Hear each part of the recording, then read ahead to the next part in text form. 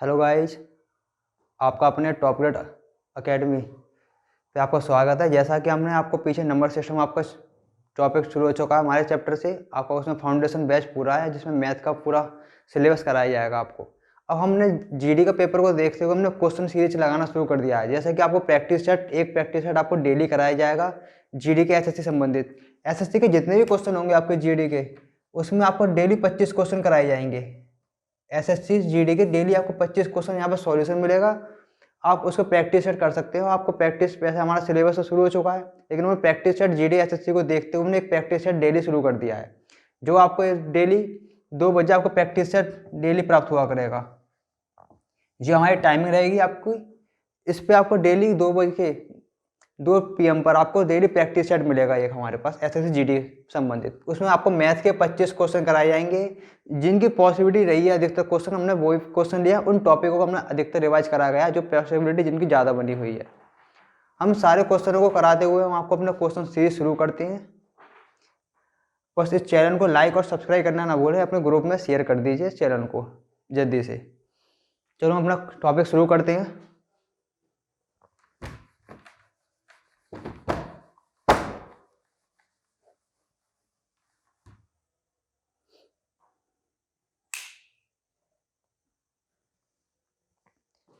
जैसा कि अपना पहला क्वेश्चन है हमारे पास, क्वेश्चन पहला क्या कह रहा है?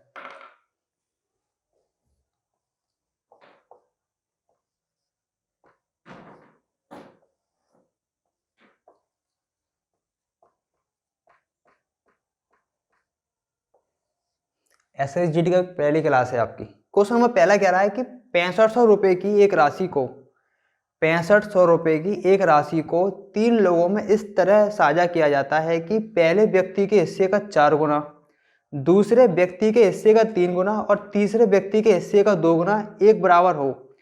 तीसरे व्यक्ति का हिस्सा कितना रुपया होगा? आपका क्वेश्चन दोबारा पढ़ देता हूँ। 6500 रुपये की एक राशि को 3 लोगों में इस तरह साझा किया जाता है कि पहले व्यक्ति के हिस्से का 4 गुना, दूसरे व्यक्ति के हिस्से का 3 गुना और तीसरे व्यक्ति के हिस्से का 2 गुना एक बराबर हो, तो तीसरे व्यक्ति का हिस्सा कितना होगा? हम आप क्वेश्चन लगाना शुरू करते हैं। मतलब उसने बोला है कि 6500 रुपये को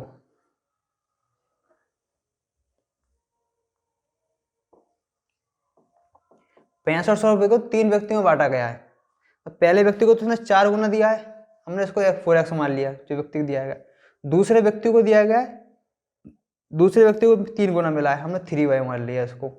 और चौथे व्यक्ति को उसको हमने 2 गुना दिया। और इन तीनों का क्या हिस्सा बराबर है? पहले व्यक्ति का 4 गुना, दूसरे व्यक्ति का 3 गुना, तीसरे व्यक्ति का 2 गुना। इन तीनों व्यक्ति को जो हिस्सा है वो बराबर है। अब वो कह रहा है कि तीसरे व्यक्ति का हिस्सा कितना होगा। अब वो तीसरे व्यक्ति का हिस्सा पूछ रहा है, तो हमें क्या करना? नॉर्मल क्वेश्चन को हमें तीनों व्यक्ति को योग दे रखा है, किंतु 6500 रुपये को बांट रहा है। हमें 6500 पता है कि ये तीनों व्यक्तियों में बांटा जाएगा, x + y + z। जो 6500 रुपये आपके तीनों व्यक्तियों में बांटा गया है,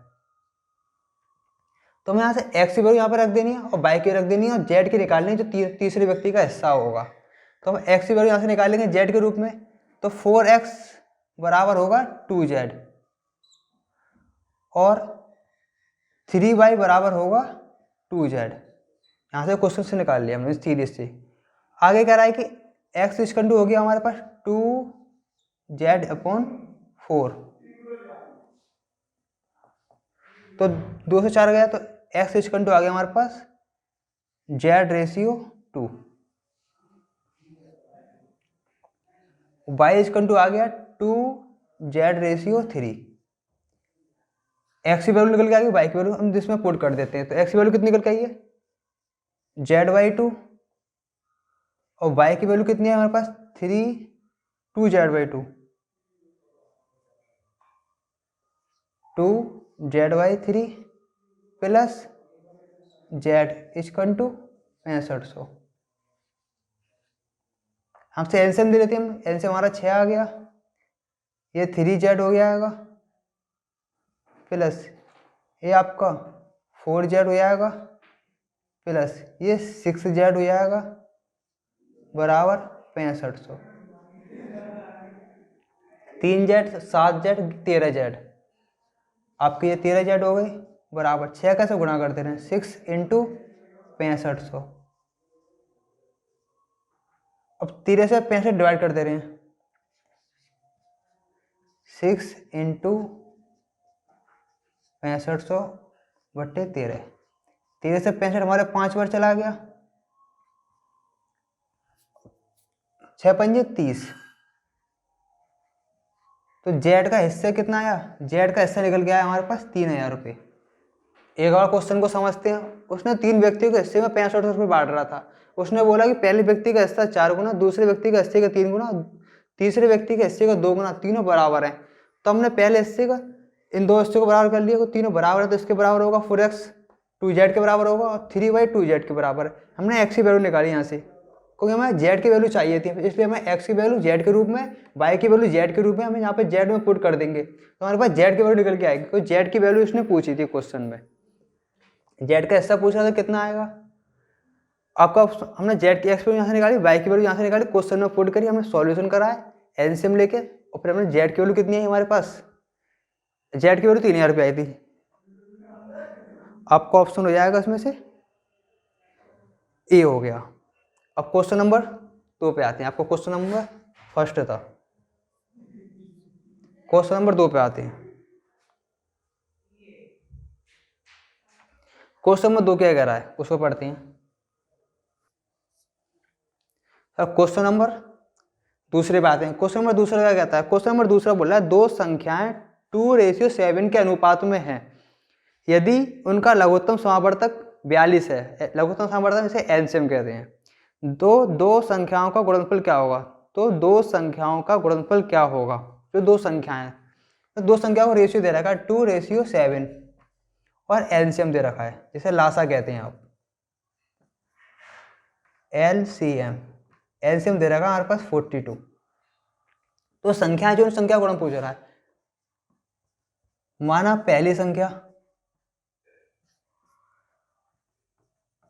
हमने AH मान ली, क्योंकि एलसीएम वाले जो क्वेश्चन करते हैं उसमें हम पहली संख्या को AH ही मानेंगे, एलसीएम वाले क्वेश्चन होते हैं। और दूसरी संख्या है जो BH, दूसरी संख्या BH मानेंगे।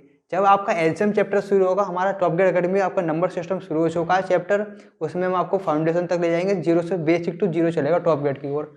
उसमें चैप्टर शुरू हो गया, उसमें हम जब एलसीएम बताऊंगा तो पता पड़ जाएगा आपको AH हम BH क्यों मानते हैं। जैसे आपको क्वेश्चन सीरीज कराई जा रही है, उसमें आपको बस क्वेश्चन कराए जाएंगे किस प्रकार क्वेश्चन आ सकते हैं आपके ऐसे जीडी में, और आते भी हैं इस प्रकार के क्वेश्चन। तो पहली संख्या को हमें AH मानना है, दूसरी संख्या को BH मानना है, और जो एलसीएम होता है वो एलसीएम हमारा AVH होता है, और एलसीएम हमारा AVH होता है। और जो HCF होता है हमारे पास, वो कॉमन फैक्टर होता है, उसे H मानते हैं, जो HCF होता है।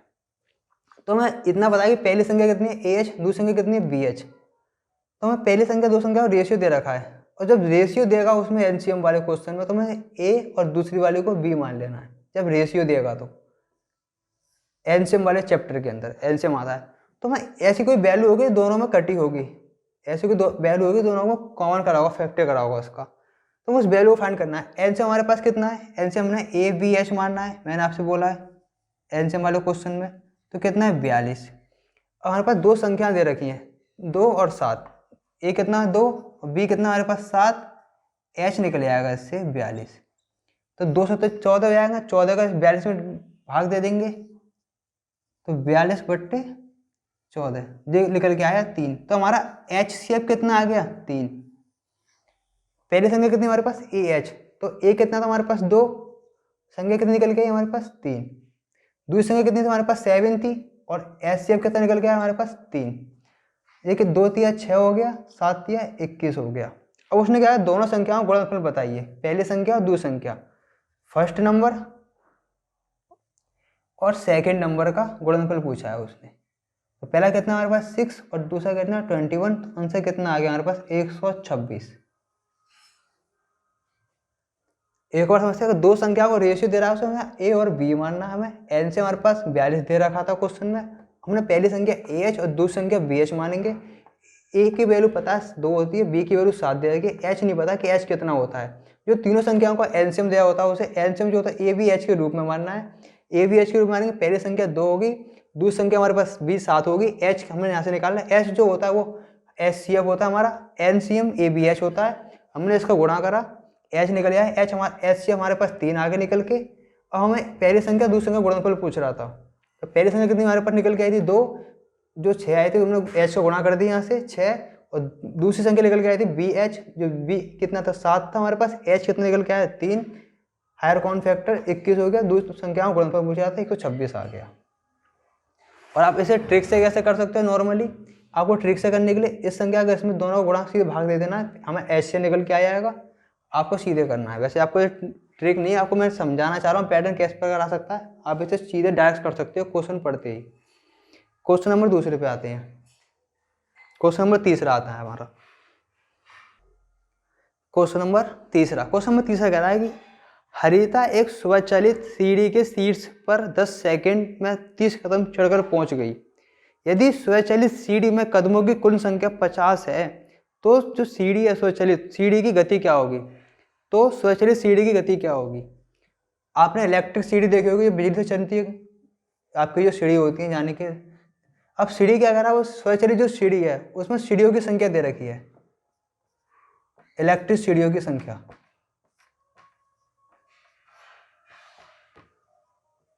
आपकी सीढ़ियों की संख्या दे रखी है 50, और व्यक्ति द्वारा मतलब हरिता द्वारा चली गई सीढ़ियों की संख्या कितनी है।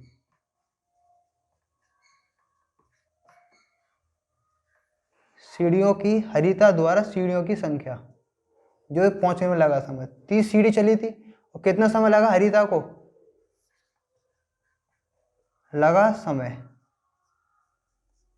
10 सेकंड। तो गति पूछी उसने, सीढ़ी की गति पूछी है। झीना जो आपका सीढ़ी है, झीना किस गति से मोशन कर रहा है, तो हमें गति का फार्मूला होता है हमें जो सीढ़ियों की संख्या कुल सीढ़ियों की संख्या माइनस व्यक्तियों की संख्या, जो व्यक्ति द्वारा चली गई सीढ़ी, व्यक्ति द्वारा चली गई सीढ़ी,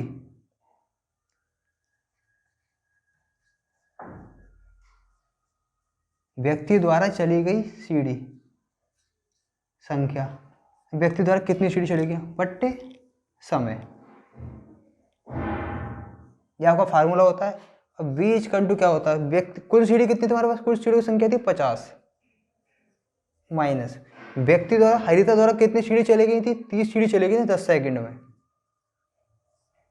समय कितना हमारे पास 10, कितना हो गया हमारे 20 बट्टे 10 बराबर 2 कदम प्रति सेकंड। आपका आंसर होगा 2 कदम प्रति सेकंड, क्योंकि हमें एक कदम में दे रखा था 50 कदम और ये 30 कदम थे, तो 2 कदम प्रति सेकंड इसका आंसर आ गया। क्वेश्चन नंबर हम 4 पे आते हैं। क्वेश्चन नंबर 4 क्या कह रहा है, क्वेश्चन नंबर 4 कह रहा है कि एक वर्गाकार खेल के मैदान की भुजा 60 मीटर है। एक वर्गाकार खेल के मैदान की भुजा कितनी है, 60 मीटर है। प्रत्येक भुजा में 15% की वृद्धि है हुई, इसके क्षेत्रफल में प्रतिशत परिवर्तन कितना होगा, परसेंटेज पूछ रहा है, कितना चेंजिंग आएगा। मतलब कोई वर्ग है, उसकी भुजा 60 मीटर है,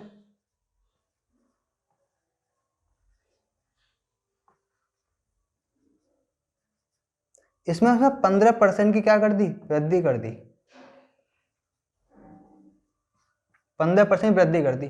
तो कह रहा है इस क्षेत्रफल में कितने परसेंट की वृद्धि हो जाएगी। तो जब भुजा दे रखी है, वर्ग है, तो वर्ग के लिए फार्मूला होता है परसेंट निकालने का, वर्ग के क्षेत्रफल में वृद्धि,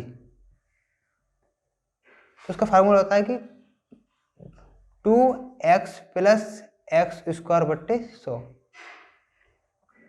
अब 2 गुणा कितना हो जाएगा, x से परसेंट दे रखा है, x कितना परसेंट 15%, तो 15 दूनी 30% यहाँ से आ गया हमारे पास, प्लस ये कितना हो गया हमारे पास, 15 का स्क्वायर करेंगे कितना है 225 बट्टे 100, यही परसेंट में ये 30% यहाँ से आ गया हमारे पास, इसका भाग देंगे तो कितना 2:25%। तो टोटल हो गया हमारे पास 32.25%। अगर परसेंट दे रखा है तो भुजा है, वर्ग के लिए फार्मूला होता है वर्ग में क्षेत्रफल में वृद्धि। वर्ग के क्षेत्र में वृद्धि का फार्मूला 2x + x²/100। कितने परसेंट की वृद्धि करा था, 15 गुणा करा, 15 दूनी 30 हो गया, x², 15 का उसका 2 तो 25 होता है, 100 का डिवाइड करा 2.25, 32.25 आ गया। Question number 4। हेलो, अब आपका क्वेश्चन नंबर 5 आता है। क्वेश्चन नंबर 5 कह रहा है कि चित्र में O वृत्त का केंद्र है और A, B, C वृत्त की परिधि पर बिंदु है, कोण ABO ज्ञात कीजिए। मतलब कोई परिधि वृत्त दे रखा उसने, इस पे का डायग्राम दे रखा है आपका,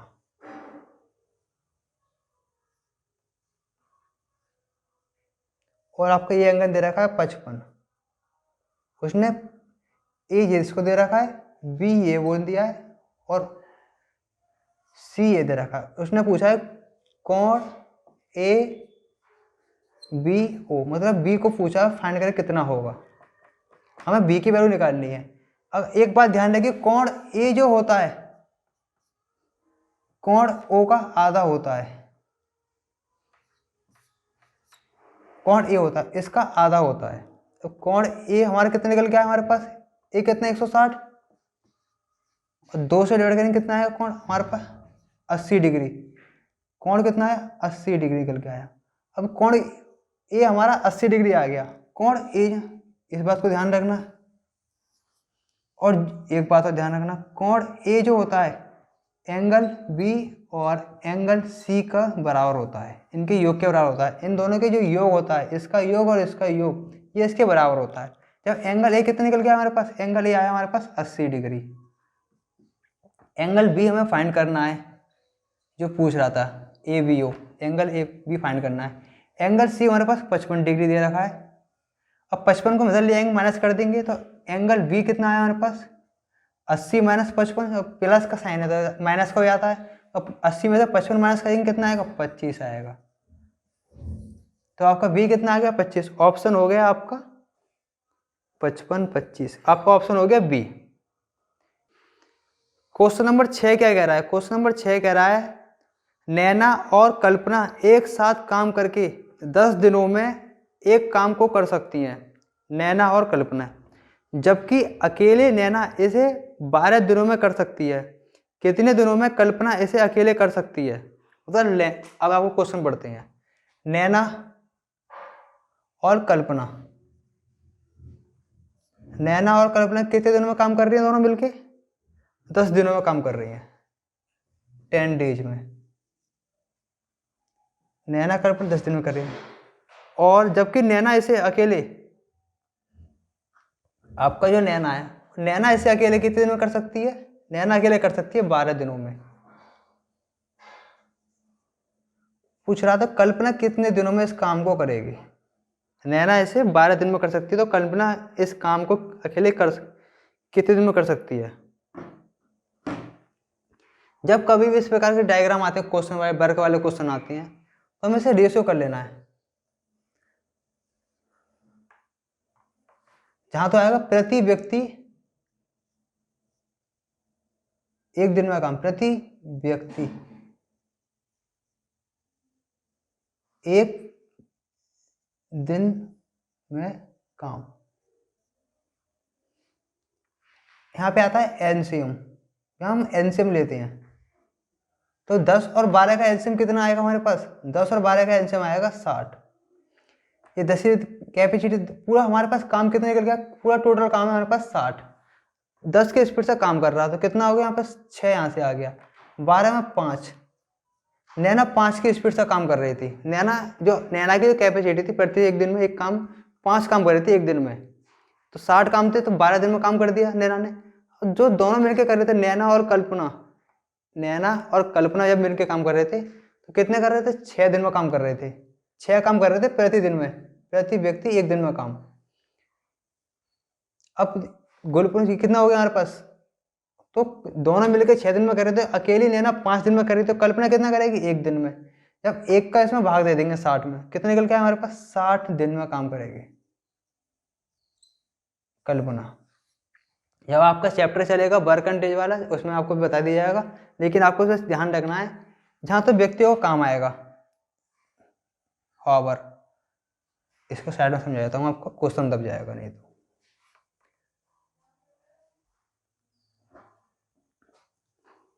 क्वेश्चन नंबर 7 पे आते हैं। क्वेश्चन नंबर 7 क्या कह रहा है? क्वेश्चन में कह रहा है राजेश ने 10% प्रतिवर्ष चक्रवृद्धि ब्याज पर 100 रुपये उधार लिए। 2 साल के बाद ऋण चुकाने के लिए उसे कितने राशि का भुगतान करना होगा? और राजेश ने कितने 10% ही ब्याज पर लिए हैं। रेट क्या है हमारे? 10% ब्याज पर लिए हैं। ब्याज कौन से हमारे? CI कंपाउंड इंटरेस्ट है। ब्याज हमारी CI है कंपाउंड इंटरेस्ट। रेट कितनी है? 10% है। ब्याज पर 100 रुपये लिए हैं, तो हमारे पास मुद्दल कितने प्रिंसिपल दे रखा है? 100 रुपये।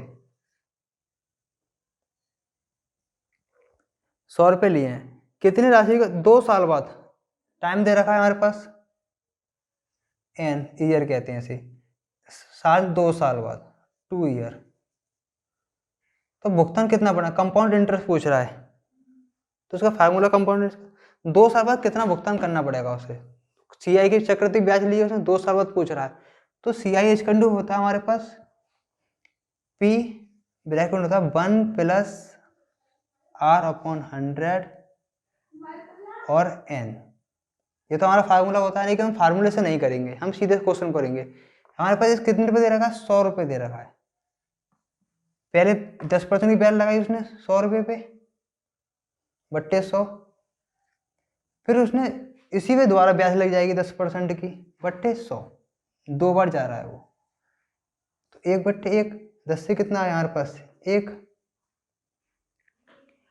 कितना हो गया हमारे पास? 110 हो जाएगा। ये आपको ब्याज लगा रहा है 110 हो जाएगा। 110 पर भी ब्याज आ रही है, कितना हो गया? 110 110 2 जीरो से 2 जीरो कट जाएंगे, कितना आ गया हमारे पास? 121 आ गया। CI equal to P1 plus R/10। N formula होता है, लेकिन हम फार्मूले से क्वेश्चन को नहीं करेंगे। हमें करना है कि 10% की ब्याज है, तो हमें 10 से 100 एक फार्मूला 10 से हमें 100 अधिक लेना है। तो कितना होगा? 110/100 इंटू 110/100, 121 रुपये आ गया आपका ब्याज। तो आपका ऑप्शन हो जाएगा इसमें से बी। क्वेश्चन नंबर हमारा 7 पे था। Question number 8। क्वेश्चन में कह रहा है यदि एक संख्या के 60% को 120 में जोड़ा जाता है, यदि एक संख्या के 60% का 20 में जोड़ा जाता है तो परिणाम वो ही संख्या है, और परिणाम में वही संख्या आ जाती है। तो वह संख्या कौन सी है? देखिए संख्या है x, माना कोई संख्या है, इसका 60% निकाला, इस संख्या 60% में 120 जोड़ा जाता है, तो परिणाम में वही संख्या आ जाती है। कितनी आ जाती है? x ही आ जाती है। इसका सॉल्यूशन पूछ रहा है, हमें सॉल्व कर देंगे इसका, या 20 से डिवाइड करेंगे इसका 3/5, तो संख्या कितनी है यहाँ पास? 3x/5 प्लस 120 बराबर x। अब x को सॉल्व कर लेंगे, इसको उधर ले जाएंगे, माइनस कर देंगे। 120 इक्वल टू x इधर है, इधर इसको उधर ले जाएंगे, 3x/5। इसको सॉल्व करेंगे, कितना आएगा हमारे पास? 2x/5। 2 से 60 बढ़ गया, तो x इक्वल टू कितना आ रहा है पास? 600। सॉरी 12×5 30 होता है, 5 के 30 होता है। 2x कितना आएगा हमारे पास? 600। यहाँ पे कितना है? 2x हमारे पास, 12×5 60, 2x। अब x का हम डिवाइड कर देंगे, इसमें 2 का डिवाइड कर देंगे, कितना आएगा x हमारे पास? 300। जो आपका ऑप्शन कौन सा हो गया हमारे इस पे? डी। ऑप्शन हो गया आपका डी। क्वेश्चन नंबर हम 9 पे आते हैं। ये आपका क्वेश्चन नंबर 8 था। क्वेश्चन नंबर 9 पे आते हैं।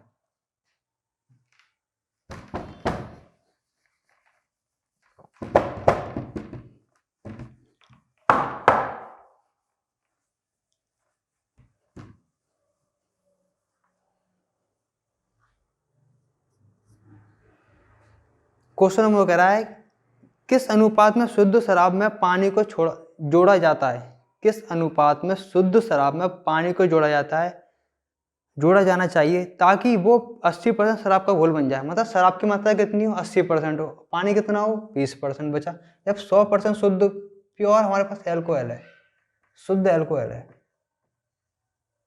शुद्ध एल्कोहल कितना हमारे पास 100% है, हमने मान लिया। अब वो कह रहा है कि इसमें पानी को कितना जोड़ें कि मात्रा जो आपकी एल्कोहल की, आपकी जो एल्कोहल की मात्रा 80% हो जाए। जब एल्कोहल की मात्रा 80% कर रहा था, पानी कितना जोड़ना पड़ा इसमें, हमें वाटर को जोड़ना पड़ा 20%। तो उसने पूछा है कि इसका रेशियो कितना होगा, रेशियो पूछा है। तो 20/80 कितना आ गया हमारे पास, 1/4 आंसर आ गया। तो 1/4 के अनुपात में आपका ये मिक्सचर बनेगा, आपका नया मिश्रण। क्वेश्चन नंबर 10 पे आते हैं। क्वेश्चन नंबर 10, बी एक ऐसी सबसे बड़ी संख्या है, मतलब बी एक ऐसी सबसे बड़ी संख्या है जो 6,305, 4,505 और 905 को विभाजित करती है और प्रत्येक मामले में एक समान शेष ही देती है। बी में अंकों का गुणनफल क्या है, इतना पूछा है। मतलब कोई संख्या है आपके पास 6,305 और 4,505, 905, ये संख्या है। इसमें वो संख्या उसने कहा प्रत्येक संख्या में भाग देने में, इसमें की संख्या से भाग दिया उसने, इसमें की संख्या से भाग दिया, इसमें की संख्या से भाग दिया, प्रत्येक संख्या भाग देने हमेशा एक समान शेष बचता है। तो संख्या पूछ रहा है कौन सी होगी और फिर उनके गुणनफल बताइए कितना होगा। पहले तो हम क्या करते हैं, देखो आपको इसमें एक चीज कॉमन लग रहा होगा, 5 इसमें एक्स्ट्रा, 5 इसमें एक्स्ट्रा, 5 इसमें एक्स्ट्रा है। तो आपको 5 इसमें से माइनस कर देना, 5 इसमें माइनस करना, 5 इसमें माइनस करना है। तो इसमें से हम 5 माइनस करेंगे 6300 में से, 5 में से 6300 बचेगा। इसमें कितना आएगा आपका 4500 आएगा, इसमें कितना आएगा 900। तो अब ऐसी कोई संख्या आपको पता पड़ जाएगी, सीधे सीधे पता पड़ जाएगी। 9 में 63 भाग जाता है, 45 में 900 भाग जाता है और 90 में 900 भाग जाता है। मतलब आपकी संख्या पता पड़ गई 9 होगी और 2 जीरो है तो 900 संख्या होगी आपकी सबसे बड़ी संख्या। संख्या कौन सी है, 900। 900 में आप इससे भाग दे सकते हो, इससे भाग दे सकते हो, इससे भाग दे सकते हो। तो उसने पूछा कि जो संख्या आई भाग देने वाली समान शेष बचेगा। अब आप 900 से भाग दोगे इसमें तो 5 ही शेष बचेगा, इसमें भाग दोगे 4505 में तब भी आपको 905 बचेगा, 905 में 900 से भाग दोगे तब भी आपको 5 ही शेष बचेगा। इसमें भी 5 शेष बच रहा है, इसमें भी 5 शेष बच रहा है, इसमें भी 5 शेष बच रहा है जब 900 से भाग देने पर। तो आपको रिमाइंडर पता पड़ेगा समान शेष आ रहा है। अब कह रहा है कि जिससे आपने भाग दिया है 900 से, तो उसके अंकों का गुणनफल बताइए। अब 9 को हम 0 में और फिर 0 में, 9 को किसी भी संख्या में 0 गुणा करते हैं, क्या आता है आंसर आपका 0 आता है। क्वेश्चन नंबर आते हैं 11 पे। क्वेश्चन नंबर 11 क्या कह रहा है, क्वेश्चन नंबर 11 कह रहा है कि 30 खिलौनों का लागत मूल्य 40 रुपये, 40 खिलौनों के बिक्री मूल्य के बराबर है। लाभ या हानि की परसेंट में गणना कीजिए। मतलब 40 खिलौनों का जो आपका कॉस्टिंग प्राइस है, लागत मूल्य, वो 30 खिलौने के सेलिंग प्राइस के बराबर है। 40 खिलौनों का कॉस्टिंग प्राइस लागत मूल्य 30 खिलौने के सेलिंग प्राइस के बराबर है। आपका जो एसपी कितना हो गया 40 और सीपी कितना हो गया आपका 30। आपको कितना निकालना है, लॉस निकालना है। आपका लॉस का फार्मूला होता है, लॉस इक्वल टू होता है, जब आपका लॉस हो रहा है तो एसपी माइनस सीपी बट्टे एसपी इंटू 100, लॉस परसेंट में निकालना है। एसपी कितना हमारे पास 40 माइनस 30 बट्टे 40 इंटू 100, तो 10/40 इंटू 100। तो आपका लॉस कितना आया, ये आपका 4 बार डिवाइड हो गया और 4 से 100 काटेंगे 25 आ गया। तो आपका लॉस निकल के आया परसेंट में 25%। लॉस आपका 25% आ गया। ऑप्शन हो गया आपका, ऑप्शन डी हो गया 25% हानि। क्वेश्चन नंबर 12 कहता है यदि एक निश्चित राशि पर 2 साल के लिए 3% का चक्रवृद्धि ब्याज 406 रुपये हो तो उसी समय अवधि पर, मतलब उसी समय अवधि की बात कर रहा है, उस समय अवधि में के लिए उसी राशि का साधारण ब्याज क्या होगा। और 2 साल के चक्रवृद्धि ब्याज दे रखा है, 2 ईयर है हमारे पास, और 3% रेट दे रखी है हमारे पास, और 406 रुपये दे रखी है CI कंपाउंड इंटरेस्ट। तो उसने SI पूछा है इसी सेम पैटर्न पर। 2 साल के लिए फार्मूला होता है CI इजकन टू होता है SI 1 + R/200। उस समय के बाद 2 साल के लिए होता है 200, 3 साल के लिए अलग होता है। जब क्वेश्चन आएगा आपको बताते जाएगा, आपको प्रैक्टिस सेट कराया जा रहा है अभी। तो 406 दे रखा है, ऐसा ही उसने पूछा है, उसी सेम अवधि पर पूछा है। 1 + R कितना आपके पास 3% बट्टे 200, 406 SI आपका एलसीएम आया 203 बट्टे 200। अब 406 को 203 से डिवाइड करेंगे, 406 203, ये आपका आ गया SI/200। ये आपका 2 बार डिवाइड हो गया, तो SI निकल के आ गया आपका 400। क्वेश्चन नंबर 12 पे आते हैं।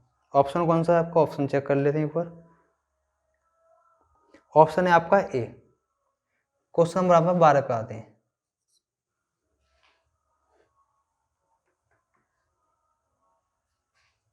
इस फार्मूला ध्यान रखना, समान अवधि के लिए कहता है CI इजकन टू SI 1 + R/200। 2 साल के लिए होता है ये आपका, ये 3 साल के लिए अलग होता है।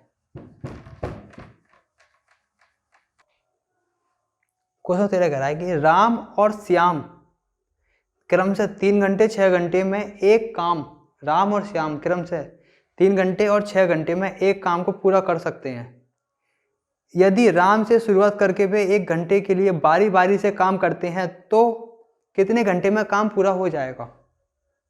मतलब राम काम कर रहा है कुछ और श्याम और राम दोनों ही काम कर रहे हैं। राम भी काम कर रहा है, श्याम भी काम कर रहा है। राम करता है 3 घंटे काम और श्याम करता है 6 घंटे काम। मैंने आपको पहले बोला था इस पर काम आता है, आपको अंडरलाइन कर लेनी है। यहाँ पे आपका समय आएगा, यहाँ पे आपकी क्षमता आती है। जैसे पीछे क्वेश्चन बताया था प्रति व्यक्ति कितना कितना काम कर क्षमता, यहाँ पे आपका एलसीएम लेते हैं। तो समय आ गया हमारे पास 3 घंटा, यहाँ पे एलसीएम ले लो पहले कितना आया। 3 और 6 का एलसीएम कितना आएगा आपको, 3 और 6 का एलसीएम आएगा 6। अब इसका हम 6 में भाग देंगे, कितना है क्षमता आएगी 2, मतलब 2 की प्रतिदिन काम करता है, 3 घंटे काम करा, 6 काम कर दिए इसने। अब हम 6 का भाग देंगे 1 काम प्रति घंटे के हिसाब से करता है, क्षमता आती है। और 6 घंटे काम करा, एक काम 6 घंटे के हिसाब से 6 काम कर दिए इसने हिसाब से। तो वो कह रहा है बारी बारी से काम करती हैं। तो जब बारी बारी से काम करती हैं तो राम से काम शुरू होता है। शुरू किससे हो रहा है, काम से। इसने 1 घंटे काम करा, राम ने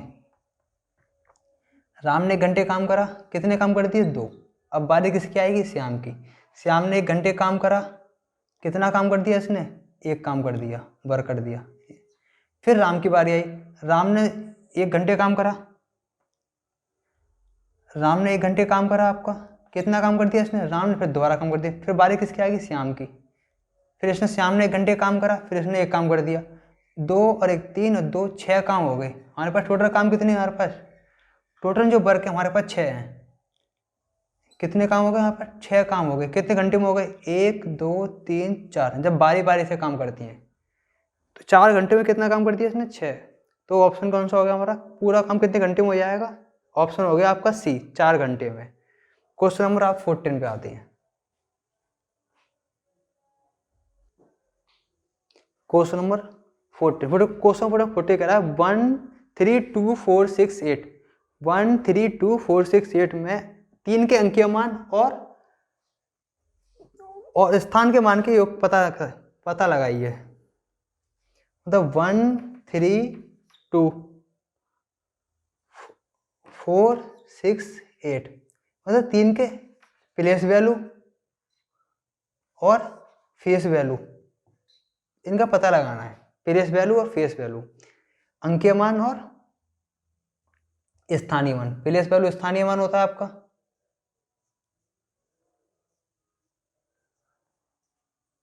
और अंकीय मान का दोनों का योग पूछा है, मतलब प्लेस वैल्यू और फेस वैल्यू का योग पूछा है, कितना योग आएगा। ये होता है आपका अंकीय मान, फेस वैल्यू। हम 3 का स्थानीय मान निकालेंगे। 3 का स्थानीय मान आएगा आपका, 3 के पीछे जितने डिजिट होते हैं उसके जीरो लगा देते हैं, 1 2 3 4, 4 जीरो आ गए। और जो अंकीय मान जो सेम डिजिट आया थी, 3 का अंकीय मान पूछा, फेस वैल्यू सेम आ जाती है आपकी, 3 आ गया। और उसने तीनों का क्या पूछा, योग पूछा था, कितना आएगा। जब इनका योग करेंगे तो हम 30,000 में 3 में 30,003 आ जाएगा। ऑप्शन कौन सा हो गया, आप ऑप्शन चेक करिए। ऑप्शन हो गया आपका बी, 30,003। क्वेश्चन नंबर 15 पे आ जाते हैं। 15 पे आते हैं। क्वेश्चन 15 कह रहा है, एक सर्वेक्षण में यह पाया गया है कि 90% लोगों को क्रिकेट पसंद है, 80% लोगों को हॉकी पसंद है, 75% लोगों को फुटबॉल पसंद है, 70% लोगों को इसके बेस्ट पसंद है। कम से कम कितने प्रतिशत खिलाड़ियों को, लोगों को सभी खेल पसंद है। तो क्वेश्चन में बोला है कि 90% लोगों को क्रिकेट पसंद है, तो क्रिकेट कितने लोग, 90% लोगों को क्या है, पसंद है, पसंद वाला। और नापसंद वाले कितने हमारे पास, क्रिकेट 90% लोगों को पसंद है, तो नापसंद कितने होंगे हमारे पास, नापसंद होगा 10%, जिनको पसंद नहीं है। पसंद कितने हमारे पास, 90% लोगों को क्रिकेट। अब बात कर रहा है हॉकी। हॉकी कितने परसेंट लोगों को पसंद है, हॉकी पसंद है 80% लोगों को। तो कितने परसेंट लोगों को हॉकी पसंद नहीं है, 20% लोगों को हॉकी पसंद नहीं है। तो 75% लोगों को फुटबॉल पसंद है। फुटबॉल कितने लोगों को पसंद है, फुटबॉल पसंद है 75% लोगों को। और 25% लोग वैसे होंगे जिनको हॉकी पसंद नहीं है। 75% लोगों को पसंद है, तो 25% लोग वो होंगे जिनको हॉकी पसंद नहीं है। इसके बेस्ट लोग 70% लोगों को पसंद है, इसके बेस्ट 70% लोगों को पसंद है। तो 30% लोग वह होंगे जिनको इसके बेस्ट पसंद नहीं है। तो नापसंद वाले कितने हमारे पास, 10%, 10 और 10 20, 30%, 30 और 20 55, और 85% लोग वह होंगे जिनको कोई खेल पसंद नहीं है। तो उसने पूछा है कि कम से कम कितने लोगों को सभी खेल पसंद है, तो 75% लोग नापसंद वाले हैं। तो 100 में से आपको नापसंद वाला माइनस कर देना है, आपको सभी खेल पसंद वाले व्यक्ति को आंकड़ा निकल जाएगा। तो 15% लोग हैं जिनको सभी खेल पसंद है, कम से कम सभी खेल पसंद है। कितने हो गए आपको, 15%। इस पर क्वेश्चन आता है, आपको क्या करना है, जो पसंद वाले इधर लिखने हैं, नापसंद वाले इधर लिखने हैं, जिनका योग आता है सभी कम से कम पसंद योग पूछेगा, तो आपको उसमें 100 में से माइनस कर देना, आपका आंसर हो जाएगा 15%। क्वेश्चन नंबर 16 पे आते हैं।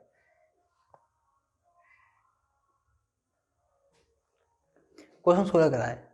क्वेश्चन नंबर 16 बोल रहा है कि कितने अलग अलग तरीके से 3 लड़के और 5 लड़कियों को एक सीधी रेखा में विन्यस्त किया जा सकता है, मतलब बैठाया जा सकता है, ताकि 3 लड़के कभी एक साथ ना हो, मतलब 3 लड़के कभी एक साथ ना हो। कितने अलग तरीकों से 3 लड़कों और 6 लड़कियों को एक साथ तरीके से बैठाया। पहले तो देखो 3 तो बॉय हैं, 3 बॉयज और 3 गर्ल्स। अब इनको एक साथ बैठाना, तो कुल कितने पर्सन होगा, 6% हो गए, 6%। अब 6 व्यक्तियों को एक साथ बैठाने का तरीका कितना है, 6 व्यक्तियों को एक साथ बैठाने का तरीका, 6 जो व्यक्ति हैं उनको एक साथ बैठाने का तरीका, एक साथ बैठाने का तरीका होता है 6 फैक्टोरियल। और 6 फैक्टोरियल वैल्यू होती है 720। मतलब 720 तरीके से बैठा सकते हैं 6 लोगों को। जैसे 6,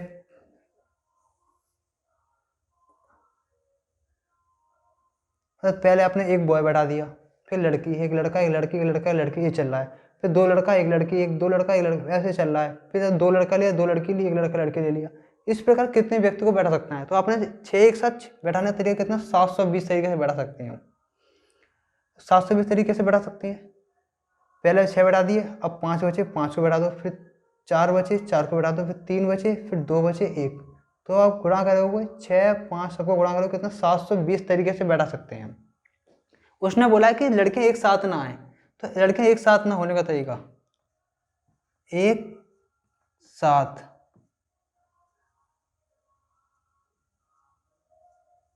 लड़कियों का व्यवस्थित होने का ना तरीका, व्यवस्थित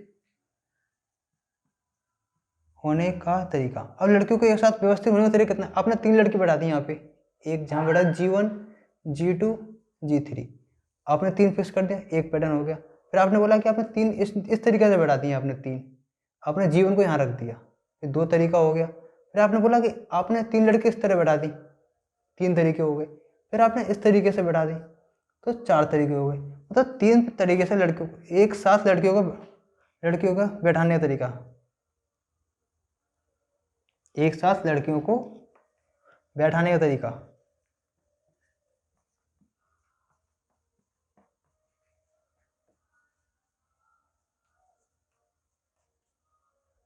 तीन तरीका बैठा सकते हैं, देखिए 4 प्रकार से बैठा सकते हैं। एक यहाँ बैठा सकते हैं, 1 2 3 4 फैक्टोरियल।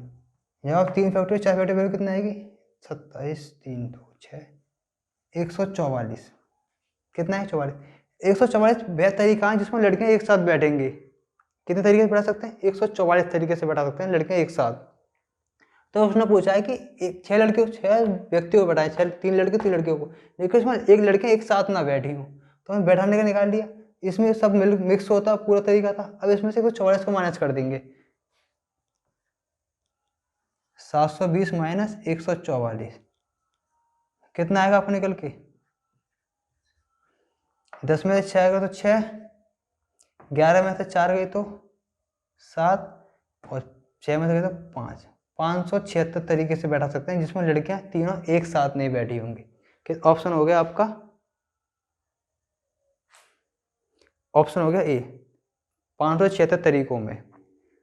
एक और समझिए, 3 बॉय थे 3 गर्ल्स थी, एक साथ बैठाने का तरीका कितना, 720 था। एक साथ लड़कियों को बैठाने का तरीका कितना हो गया, 3 लड़कियां थी, अब 3 लड़कियां बैठा दी एक साथ, फिर 3 लड़की एक साथ जहाँ बैठा दी, तो फिर 3 लड़की एक साथ हमने जहाँ बैठा दी 3 4, तो 4 पैटर्न तो वही जिसमें लड़की एक साथ बैठ सकती हैं, और 3 फैक्टोरियल यहाँ से आ गया, तो कितना हो गया, 144 हो गया। टोटल कितना एक साथ बैठाने का, उसने कहा है कि एक साथ ना बैठे लड़कियाँ। 720 कौन तरीके में से वो तरीके हटा दिए जिस तरीके में लड़कियाँ एक साथ बैठती थी, तो कितना आ गया आंसर आपका, 576 आ गया आंसर हो गया। क्वेश्चन नंबर आते हैं 17 पे। क्वेश्चन नंबर 17, क्वेश्चन 17 क्या कह रहा है, 64 लीटर वाले डीजल के एक टीन में डीजल एक टीन में 8 लीटर बाहर निकाला गया है। मतलब एक टीन के अंदर 64 लीटर डीजल है, उसमें 8 लीटर डीजल को बाहर निकाला गया है, उसमें उतना ही पानी मिलाया गया है। यदि इस प्रक्रिया को 3 बार दोहराया जाता है और अंत में टीन में डीजल की कुल कितनी मात्रा रह जाएगी। मतलब 64 लीटर आपका क्या है, डीजल है। अब 64 लीटर डीजल में से उसने 8 लीटर डीजल निकाल लिया। कितना निकाल लिया, 8 लीटर, तो कितना बचा आपके पास, 56 लीटर बचा। तो टोटल कीजिए कितना, 64। उसने कितनी बार निकाला है, 3 बार।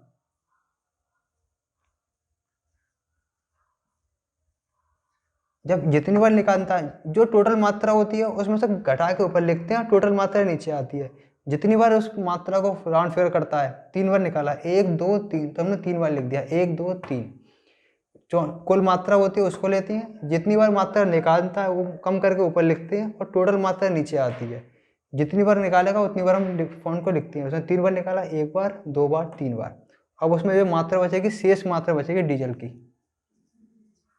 शेष डीजल की मात्रा। अब इसको सॉल्व करते हैं। 64 गया हमारे पास, ये 8 से गया 7 बार, 8 से गया 8 बार, 8 से गया 7 बार, 8 से गया 8 बार।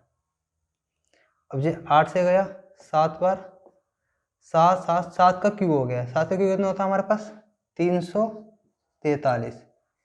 और 8 का भाग दे दो, 8 चौक 32, 2 इधर आएगा, 8 दूनी 16, रेशियो 9, 7 8 64, तो 42.8 डीजल की मात्रा आपकी शेष बचेगी। तो आपका ऑप्शन हो गया इसमें से 42.875, ऑप्शन आएगा आपका ए, ऑप्शन ए हो गया।